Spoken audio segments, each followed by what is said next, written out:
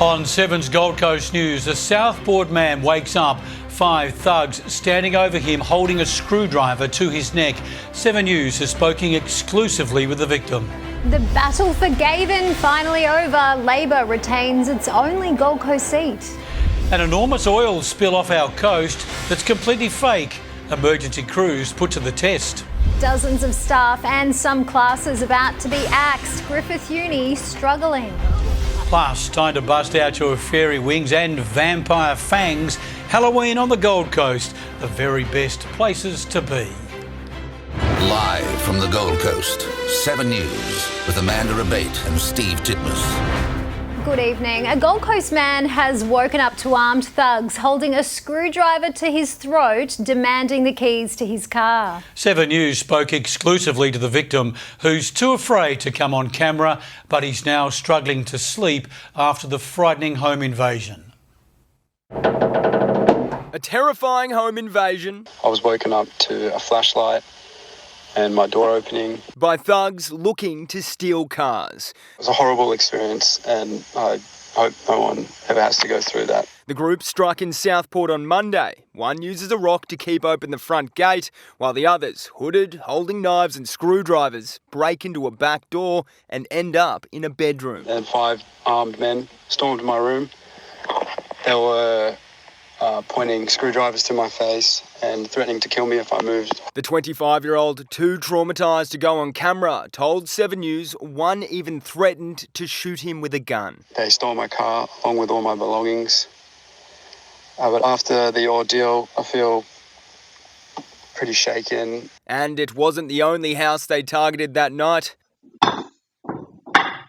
The group are now on the run, but for their victim, there's no running from this memory. Not getting much sleep, but hopefully with time, I'll get over it. Sam Payne, 7 News. Well, after days of waiting, Megan Scanlon has won the seat of Gavin. Let's go to Mel Whiteman. Mel, it was a tight, tough contest. One of the closest in the state, Amanda, but 4 days after the election, the LNP candidate Bianca Stone this morning called Megan Scanlon to concede defeat. In a post to social media, the TV journalist turned political hopeful thanked her family and volunteers for a hard-fought campaign. Just before 5 this afternoon, more than 85% of ballots had been counted, Megan Scanlon leading by an estimated 370 votes. The incumbent and former Housing Minister is the only Labor MP on the Gold Coast. All 10 of the other seats were won by the LNP. It is incredibly different when you don't have the powers to be able to deliver the things that we were able to deliver in government. But, I'll be focused every day on making sure that we hold the government to account and that the Gold Coast, and particularly this community, gets what it deserves. As for Bianca, she says she's looking forward to a couple of days off before diving into something new. OK, Mel Whiteman reporting there with the latest. A Southport man has been arrested after allegedly holding up a mother at gunpoint in South Ripley yesterday morning. Police allege the 23-year-old forced his way into her home and waved a gun in her face, demanding car keys. Her 9-year-old son was watching on the whole time. He fled the scene but was tracked down by police.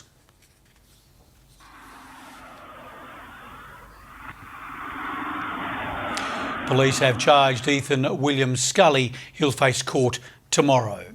There was an oil spill of epic proportions off our coast today, but don't worry, it was all fake. Police and government agencies worked together to test their skills, seeing how prepared they are to react to an environmental disaster. Red and blue lights flash at Currumbin Creek, police clearing the waterway while floating barriers are put in place. So it's simulating a shipping accident off the coast, which has released both 200 cubic metres of oil and lost containers overboard. Time of the essence to stop the spread of a toxic substance. Crews in the Tweed put to test too. Using tech to fast-track recovery efforts and offering eyes in the sky for those calling the shots. Staff in operational hubs in New South Wales and on the Gold Coast coordinating and containing the mock maritime emergency. Real incidents, of course, don't care about borders.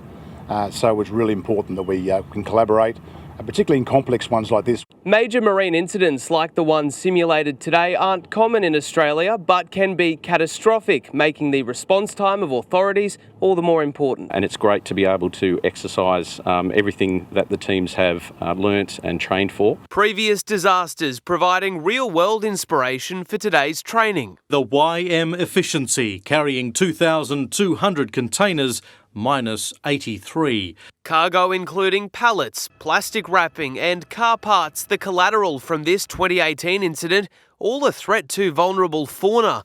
Their care also part of today's simulation. Practice to protect what makes our states special. Liam Bland, 7 News. Gold Coast Police have scanned 110 people, part of a day-long wanding operation in search of knives. 92 street checks and 7 full shopping centre walkthroughs all took place last Thursday, ending with 2 people charged. A 37-year-old Currumbin man was wandered and declared a knife in his backpack. A 17-year-old Currumbin Waters male also handed over a knife at a shopping centre. They've both been charged with possession of a knife in a public place. 2 more elite Gold Coast schools are now implicated in a ranking scandal. 3 Year 10 students have left Emmanuel College after a list of female students came to light. 7 News understands Somerset College has now expelled a student allegedly over the incident, and a student at the Southport School has been asked to attend a show cause meeting with their parents. The federal government's plan to cap international student numbers from next year has forced job cuts at a Gold Coast university. Academic staff are among those to be made redundant at Griffith in the coming weeks.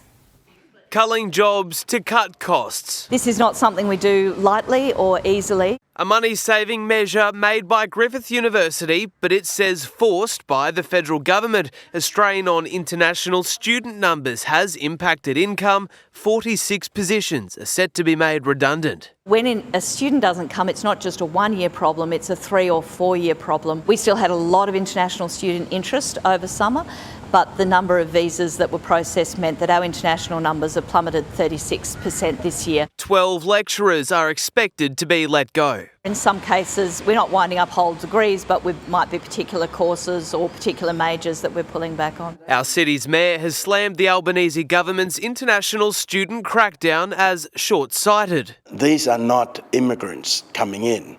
These are, I look at them as long-term tourists, just happen that they want to study at the same time. Tom Tate fears a reduction in foreign student spending will impact the services offered to other undergraduates. The money that university earned, they'll buy equipment and upgrade their facility, and who benefits from that as well is the local students, us Aussies. Liam Bland, 7 News. Our live music scene is getting a boost. The council is handing out $150,000 in grants. Musicians and venues can apply for between $5,000 and $15,000 to use for travel, marketing, equipment and insurance. At least half of it needs to be spent on the Gold Coast. This is a hand up, not a handout. So you've got to have a project that you're going to deliver for the Gold Coast. Yeah, applications are now open via council's website. Hey, on to the weather now. Tony, a little bit cooler for us today. Yes, only by a degree or 2, but that was all after a muggy night, thanks to some extra cloud cover. Most coastal spots holding up at 19 degrees overnight, and that's enough for me to turn the fan on. Then tops of 25 for the Seaway and Coolangatta. Coomera, a little bit warmer on 27. Our storm activity should start to bump up tomorrow, but Friday is looking like it'll bring the peak of activity this week. Expected all to pick up into the afternoon and evening, so it could potentially be a slow Friday peak out. Will it all last into the weekend? I'll be back soon with the forecast. Okay, catch you then, Tony. Well, get ready for the Gold Coast to be taken over by ghosts and goblins. The spookiest day of the year is almost here. Tonight, 7 News has your guide to the creepiest costumes and haunted houses for this Halloween. When darkness falls at Pacific Pines, beware. So when we first moved in, we were told that someone actually did pass away in the house. And we've heard a lot of little noises here and there. 10,000 braved this house of horrors last year.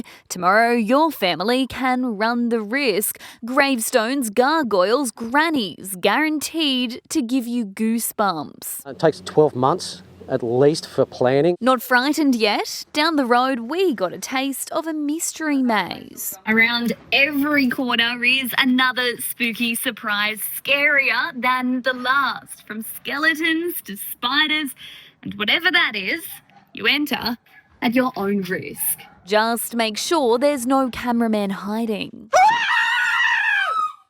The screams will also be loud at this nightmare at Ormo Hills. On the menu, eyeballs. Where do you find an outfit fit for that? From a vampire, of course. Somebody at my other shop said, "You've got something on your lip. That's excess blood." There's 25,000 costumes at Bundle's Big Party Oz. October's like our Christmas. One more sleep if you make it. Happy Halloween. Mel Whiteman, 7 News. That is terrifying.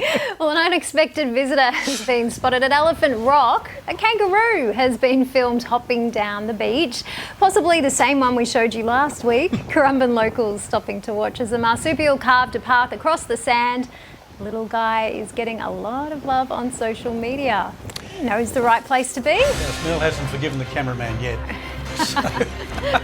Mudgeeraba residents, they woke up this morning without power after a crash. Those details are coming up after the break. Plus, a major development at Greenmount Beach. It's a step closer. And meet some of the incredible contenders for the Gold Coast Women of the Year Awards.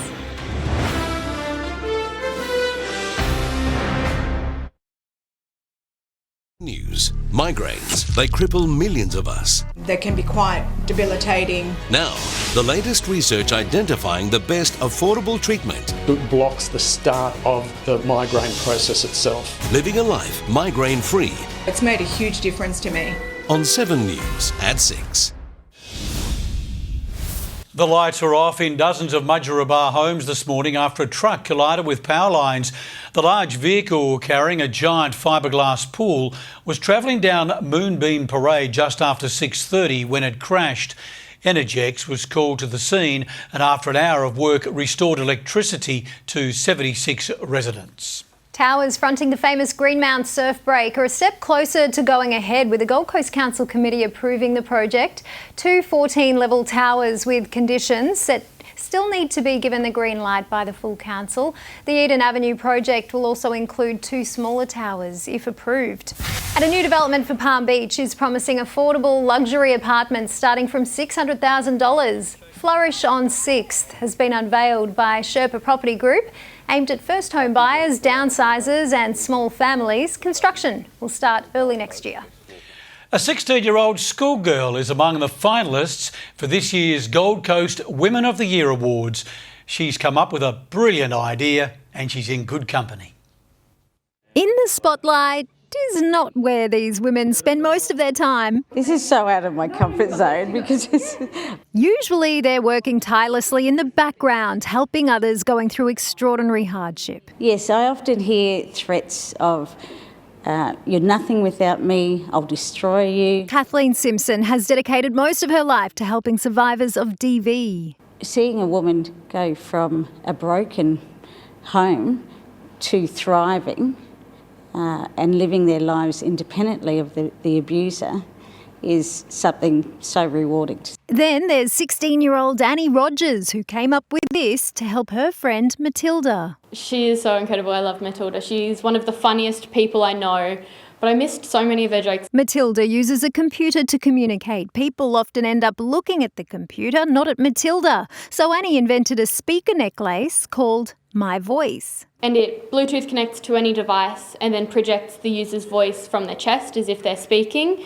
rather than from their computer back in their face. Clever, simple, and for non-verbal people, it's a game changer. She feels like her humanness lies in her, not her computer anymore. The award's not just acknowledging these brilliant women, but giving them a voice so their brilliant ideas can help make the world a better place.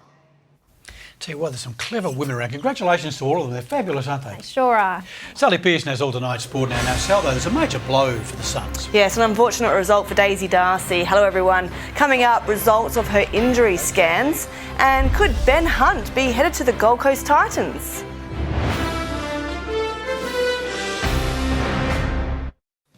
Tomorrow on Sunrise, falling rent prices, the cities and suburbs with the biggest drops state by state. Plus Chevo's big scare, his Halloween prank gone wrong. The revenge is sweet, Nat. See you in the morning, Gold Coast. Shock new details about a gunman's crime rampage. Tributes for a little boy killed in a schoolyard crash. Close call, beachgoers almost crushed by a flying roof. Inflation tumbles, what it means for interest rates. And the southeast's scariest streets, your ultimate Halloween guide. 7 News at 6. The hunt is officially on for a Kangaroos and Maroons veteran, and the Titans are among the contenders. The Dragons have terminated halfback Ben Hunt's $1 million deal, allowing him to join a rival club effective immediately. Mitch Crone has more. Sally, Ben Hunt would have to take a significant pay cut if he were to come to the coast. The Titans simply aren't in a position to splash big cash on an ageing playmaker and already have 6 on the books. But there is hope for the coast. His management's told 7 News they know the halves market value won't be the same as the near $1 million a season the Dragons were paying him. The 35-year-old's also keen to return home to Queensland. I think they could do with a really good experienced player like Benny Hunt, and so he can play halves or hooker. So, he'd be a good fit there as well. Sally Hunt's one of more than 150 players that can start negotiating with rival clubs when the NRL's free agency frenzy starts Friday. Yes, Mitch Crone reporting there to the AFLW, and it is confirmed Gold Coast Sun star Daisy Darcy has ruptured her ACL and won't go up against North Melbourne this weekend. Darcy went for scans after she was knocked to the ground during last week's clash with Port Adelaide. Lucy Single will also be out this weekend. She's still on watch for concussion symptoms after multiple knocks earlier in the year. Well, 34 Palm Beach Currumbin State High School students have had the opportunity of a lifetime, taking an 8-day rugby league tour to Fiji, led by NRL legend Petro Sivanasiva. The tour was completely self-funded. The team also managed to play 2 games against the local under-18s representative side. The PBC team won the National Schoolboys Cup Rugby League competition a little while ago. They have a rich history in that sport as well, so I'm surprised that if they were beaten. Absolutely. Well, school trips we got were to Canberra. So yeah, it's pretty extravagant, isn't it? Let's go to Fiji. Not quite Fiji. No. Right, okay, thanks, Sal. Coming up after the break, Tony will have all of your weather details.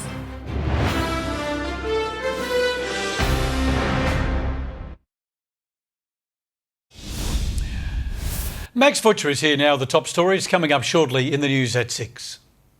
Hello, Steve. Coming up, shock new details about an accused gunman's crime rampage. The moment he was taken down after a frenzied escape. Tributes for a little boy killed in a schoolyard crash. Inflation illusion, the new rate cut prediction revealed. Close call, beachgoers almost crushed by a flying roof. New rules for flight refunds, what it means for Australian travellers, how switching off the lights could add years to your life, and the southeast's scariest streets, your ultimate Halloween guide. We'll see you at 6. Thank you, Max. Weather now, and Tony, will we get rained on for Halloween? Amanda, that's the all-important question. Now, it's not the spookiest looking forecast going around, but you can't completely rule out a late drop or 2 of rain if you are out trick-or-treating tomorrow evening. But first, today was a warm night and slightly cooler day. 19 up to an early top of 25 degrees just before midday. A few showers hovering near the coast early before the cloud broke up through the course of the afternoon. Tops of 25 along those beachside suburbs. Narang warmer on 28. Now onto the forecast chart. An inland trough moves a little bit closer through tomorrow. Northerly winds ahead of that system helping to bump temperatures up a bit. Now the heat and some lingering humidity will help fuel a slight increase in that storm activity.